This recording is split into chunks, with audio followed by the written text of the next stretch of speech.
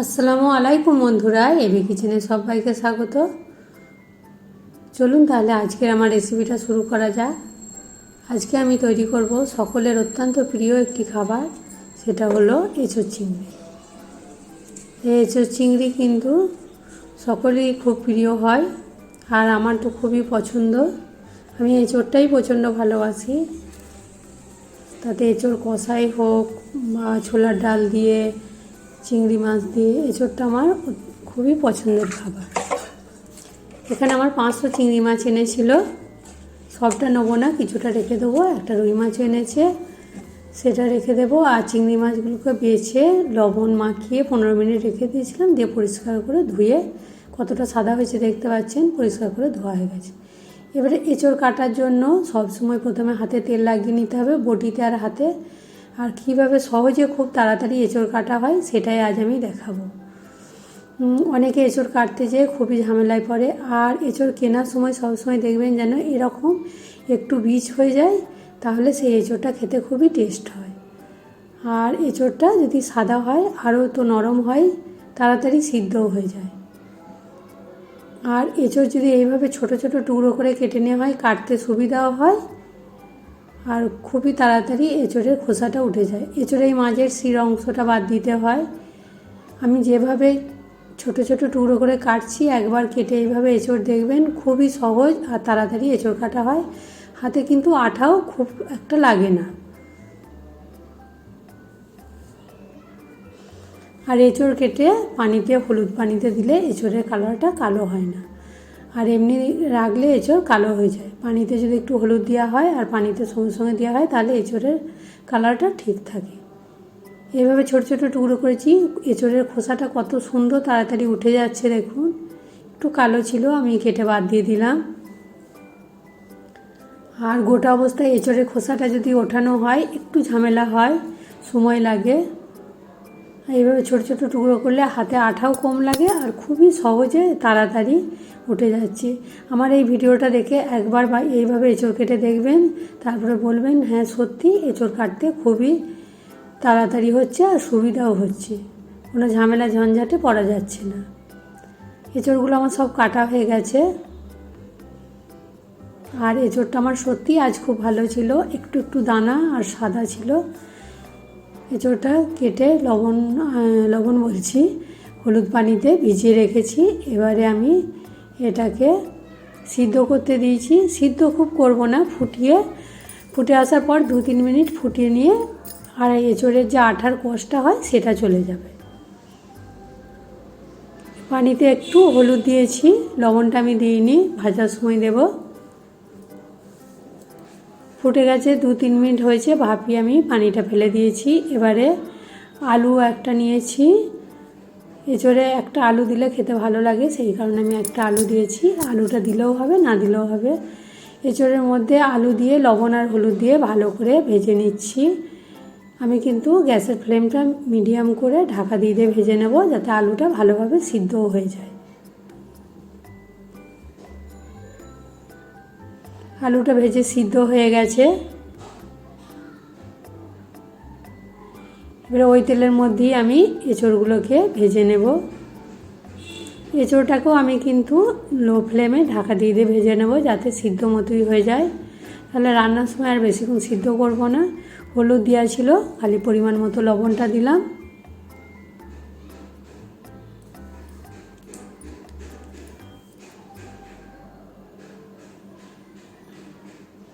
ঢাকা দিয়ে এঁচোড়টাও আমার বেশ ভালোভাবে ভাজা হয়ে গেছে। এবারে এঁচোড়টাকে রেখে দিচ্ছি। ওই কড়াটায় পরিষ্কার করে ধুয়ে নিয়েছি। ধুয়ে নিয়ে এবারে ওর মধ্যে তেল দিচ্ছি কিছুটা। তেলটা এইভাবে কড়া চারিদিকে ঘুরিয়ে দিলে কি হয়, কড়াতে আর যেটা ভাজা হয় সেটা লেগে যায় না। চিংড়ি মাছগুলো লবণ হলুদ মাখিয়ে 15-20 মিনিটের মতো ম্যারিনেট করে রেখে দিয়েছিলাম। এবারে হাই ফ্লেমে আমি এখানে 30 সেকেন্ডের মতো ভাজবো। বেশিক্ষণ চিংড়ি মাছ ভাজা চলবে না, বেশিক্ষণ ভাজলে কি হয়, চিংড়ি মাছ শক্ত হয়ে যাবে।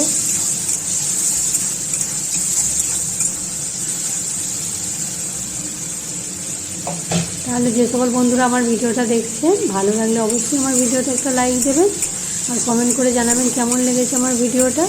আর যারা নতুন বন্ধু তারা অবশ্যই ভিডিওতে একটা লাইক দেবেন আর আমার চ্যানেলটা সাবস্ক্রাইব করার অনুরোধ রইল। চিংড়ি মাছ আমার ভাজা হয়ে গেছে, এবারে আমি তুলে নিচ্ছি। ওই কড়াতেই আরও কিছুটা সরষের তেল দিচ্ছি।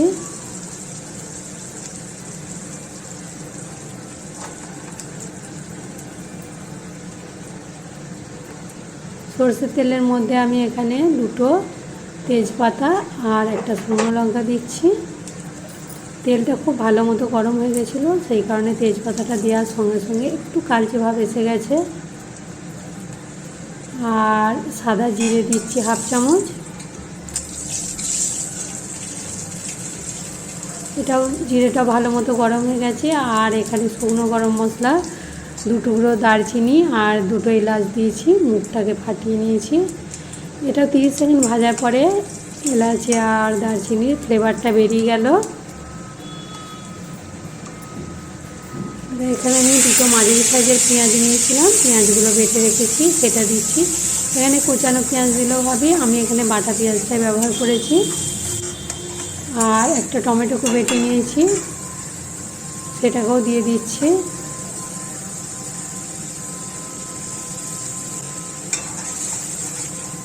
এটা কিছুক্ষণ ভাজার পর আদা, রসুন, কাঁচা লঙ্কা একসঙ্গে বেটে নিয়েছি, সেটাও 1 চামচ দিয়ে দিচ্ছি। চামচটা কিন্তু চুর করে দিচ্ছি, 2 চামচের কাছাকাছি। এগুলোকে ভেজে রসটা একদম শুকিয়ে গেছে। এবার আমি এখানে কিছু শুকনো মশলা দেবো। এখানে কালারটা আসার জন্য কাশ্মীরি লঙ্কা দিয়েছি 1/2 চামচ। এখানে ঝাল লঙ্কার আমি দিচ্ছি না, কাঁচা লঙ্কাতেই ঝাল ছিল। আর জিরে গোল পাউডার দিয়েছি 1 চামচ। এই জিরে গোলটাই আমি তরকারিতে ব্যবহার করি, আমি এখানে ধনের ব্যবহার করছি না। আর আমি বেশিরভাগ ধনে খুবই কম ব্যবহার করি, ধনে দিই না। জিরে আর গোলকে আমি 2 ভাগ জিরে 1 ভাগ গোলমরিচ দিয়ে গুঁড়ো করে রাখি, এটাই আমি তরকারিতে ব্যবহার করি। আর পরিমাণ মতো লবণ দিলাম, লবণটা দিয়ে একটু পানি দিয়ে গ্যাসের ফ্লেমটা ফুটে গেলে লো করে ঢাকা দিয়ে মশলাটা কষাতে দেব।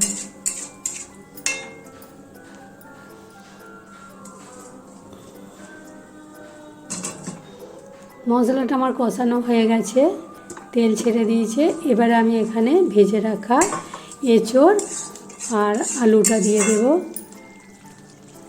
গ্যাসের ফ্লেমটা কিন্তু আমার মিডিয়ামই থাকবে। এঁচোড় আর আলুগুলো দিয়ে মিডিয়াম করে আস্তে আস্তে কষাবো, তাহলে এই মশলার যে গ্রেভিটা আছে এঁচোড় আর আলুর মধ্যে বেশ ভালোভাবে ঢুকে যাবে। আর ঢাকা দিয়ে দিয়ে কষিয়ে নেব। এঁচোড় আলু মিডিয়াম ফ্লেমে যত ভালো করে কষানো হবে এই মশলার গ্রেভি ঢুকবে আর এর টেস্টটাও কিন্তু খুব ভালো হবে। যে কোনো রান্নাতে তাড়াহুড়ো করা চলবে না, এইভাবে আস্তে আস্তে রান্না করে গ্যাসের ফ্লেম যদি মিডিয়াম রেখে রান্না হয় তাহলে টেস্টটাও যে কোনো রান্নার খুবই ভালো আসে। তলায় লেগে যাচ্ছিলো, অল্প একটু পানি দিয়ে দিয়েছি। এবার আমি ভেজে রাখা চিংড়ি মাছটা দিচ্ছি, এটাকে দিয়েও বেশ মিনিট 5 কষিয়ে নেব।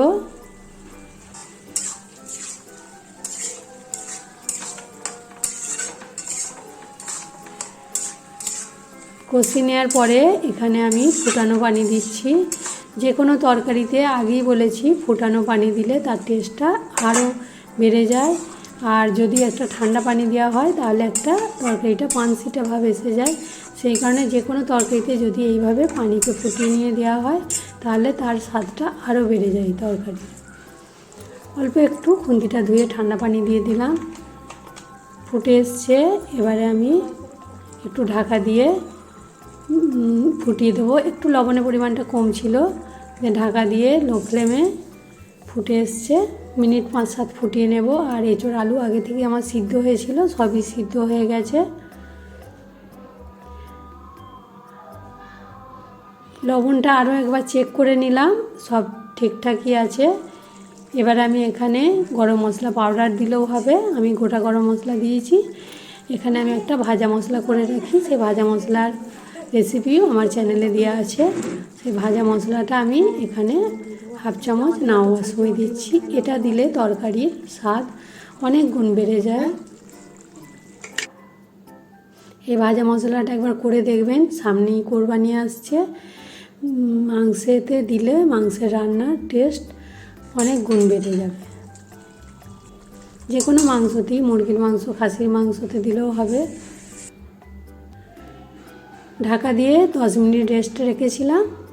এবারে টেস্টি আমার এঁচোড় চিংড়ি হয়ে গেছে। গরম গরম ভাতের সঙ্গে এই এঁচোড় চিংড়ি দারুণ লাগবে, জমে যাবে। এর সঙ্গে আর কিছু চাই না। দেখুন এতটা লোভনীয় আর টেস্টি হয়েছে। খেতে তো এর টেস্ট প্রচুর হয়েছিল। তাহলে যে সকল বন্ধুরা আমার চ্যানেলটা দেখছেন অবশ্যই ভিডিওতে একটা লাইক দেবেন আর কমেন্ট করে জানাবেন কেমন আমার এঁচোড় চিংড়ি লাগলো। আর ভালো লেগে থাকলে বন্ধুবান্ধবদের সঙ্গে বেশি বেশি শেয়ার করবেন। তাহলে আজ এই পর্যন্তই, আবার অন্য রেসিপি নিয়ে হাজির হব। সবাই ভালো থাকবেন, সুস্থ থাকবেন, সাবধানে থাকবেন। আর আমার ভিডিওটা ভালো লাগলে বেশি বেশি করে শেয়ার করবেন। আজ এই পর্যন্তই।